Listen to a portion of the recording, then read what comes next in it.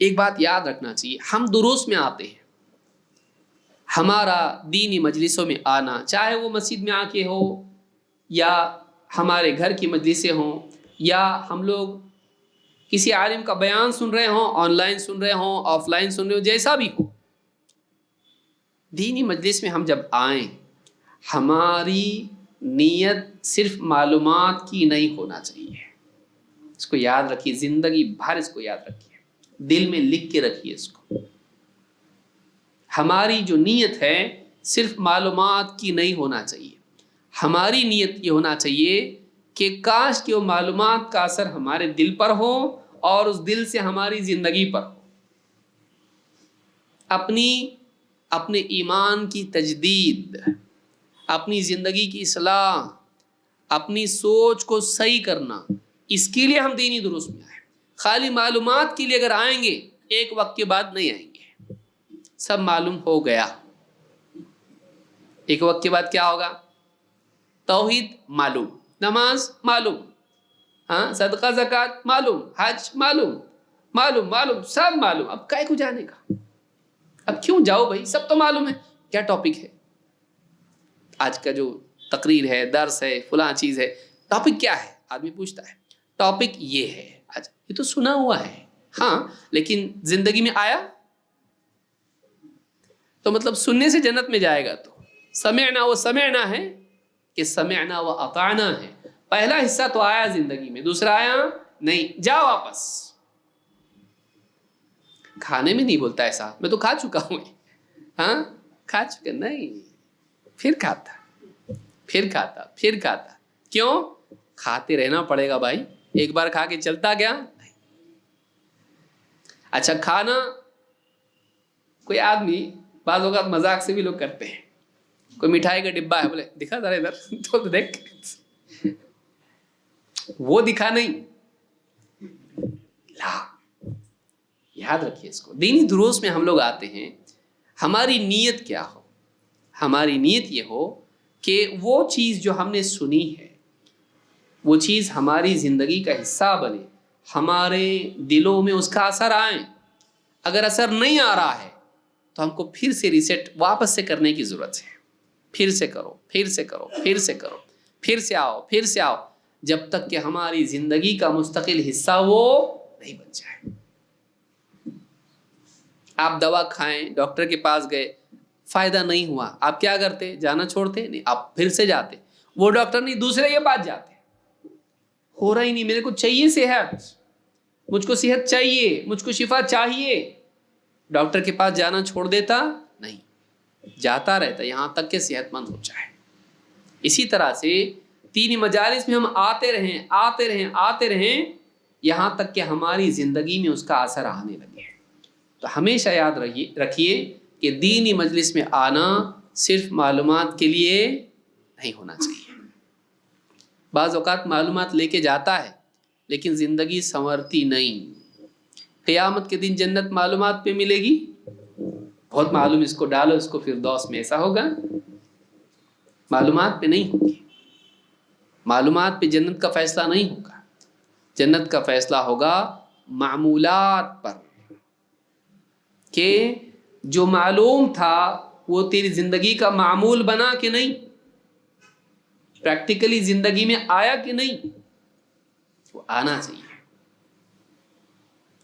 زندگی میں آنا چاہیے، دل میں آنا چاہیے. سب سے پہلے کہاں آنا چاہیے؟ دل کی زمین میں، اس کے بعد پوری زندگی میں آئے گا. تو اس کے لیے بہت ضروری ہے کہ ہم دینی مجالس میں آئیں. تو اس لیے نہیں کہ صرف معلومات آئیں. کیوں آئیں؟ اپنے ایمان کو تازہ کرنے کے لیے. اس کو ہمیشہ یاد رکھیے. ہم کیوں آتے درس میں؟ معلومات کے لیے، وہ بھی ہے، لیکن اصل کیا ہے؟ کہ ہمارا ایمان تازہ ہو. اللہ تعالیٰ قرآن کریم میں اہل ایمان کی صفت بیان کرتا، کیا فرماتا ہے اللہ تعالیٰ؟ اذا تلیت علیہم آیاتہ، جب ان پر اللہ کی آیتیں پڑھی جاتی ہیں تو کچھ بڑھتا ہے ان میں. کیا بڑھتا؟ زادتہم ایمانا. وہ آیتیں، قرآن کی آیتیں سن کر کیا بڑھتا؟ علم. زادتہم ایمانا، وہ ایمان میں بڑھ جاتے ہیں۔ تو معلوم یہ ہوا کہ فائدہ اصل یہ ہے کہ انسان کی صرف معلومات نہیں بڑھے، بلکہ اللہ اور اس کے رسول کی بات سن کے اس کا ایمان بڑھے۔ اگر معلومات بڑھی لیکن ایمان نہیں بڑھا، فائدہ نہیں ہوا، ابھی فائدہ نہیں ہوا۔ واقعی فائدہ کب ہوگا؟ جب معلومات کے ساتھ ساتھ ایمان بھی بڑھے۔ تو ہم کامیاب کب ہوں گے؟ کہ ہم درس میں بیٹھے، خطبے میں بیٹھے، کسی کا آن لائن بیان سنیں، اور اس کے سننے کے بعد میں ہمارے ایمان میں تازگی ہم کو محسوس ہو، اللہ کا خوف، اللہ کی محبت، اللہ سے تعلق، اللہ کی بات پر یقین، آخرت کی فکر، اپنی زندگی کی اصلاح کی فکر، احساس، دین پہ جمنے کا ارادہ، عزم، نبی صلی اللہ علیہ وسلم کی محبت، دین سے محبت، قرآن و سنت سے محبت اگر بڑھ گئی تو ہم لوگ صحیح بیٹھے، یہ تو غلط بیٹھے، واقعی ہم نے وہ فائدہ لیا نہیں۔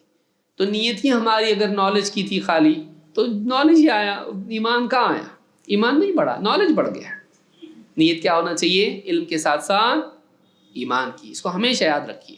تو ایسا آدمی ہمیشہ سنی ہوئی بات بھی، آپ دیکھیے ایک بات سنی ہوئی ہوتی ہے، آیت سنی ہوئی ہوتی ہے اور حدیث سنی ہوئی ہوتی ہے، لیکن کئی بیان میں سنتا ہے، اثر نہیں ہوتا۔ کسی ایک بیان میں وہ آیت سنتا، کسی ایک خطبے میں وہ سنتا، اس کا دل پہ اثر ہوتا ہے۔ کیا ہوا آج؟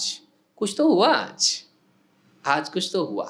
اس کے لیے بیٹھنا ہے ہم کو، سمجھ میں آئی بات؟ اس ایک اثر کے لیے بیٹھنا ہے کہ شاید آج نہیں، کل ہوگا، اگلے درس میں ہوگا، اگلے خطبے میں ہوگا، اگلے بیان میں ہوگا، اگلے درس میں ہوگا۔ اس چاہت کے ساتھ ہمیشہ آتا رہے، آتا رہے، آتا رہے، چھوڑے نہیں، چھوڑے نہیں۔ اللہ تعالیٰ اس بات کے ہم سب کو توفیق عطا فرمائیں۔ انشاءاللہ اگلے درس میں ہم دیکھیں گے کہ واقعی خاشعین کون ہیں، ان کی صفات کیا ہیں، اور پھر نماز میں خشوع کہاں کہاں کیسے کیسے ہم کو لانا ہے۔ انشاءاللہ یہ تفصیلی درس ہے، اس لیے کہ یہ بہت اہم چیز ہے۔ ہماری نماز صحیح تو زندگی صحیح، قیامت کے دن ہمارا فیصلہ صحیح، اس لیے نماز کا صحیح کرنا ضروری ہے۔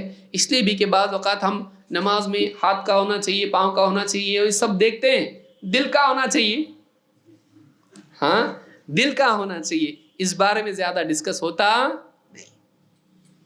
حالانکہ اصل چیز وہی ہے جس کو صحیح جگہ رکھنا ضروری ہے۔ تو انشاءاللہ اس کو ہم تفصیل سے دیکھیں گے کہ نماز کے ظاہر و باطن کے اعتبار سے خشوع کیسے نماز میں آئیں، آنے والے دروس میں انشاءاللہ ہم دیکھیں گے۔ اقول ھذا واستغفر اللہ لی ولکم۔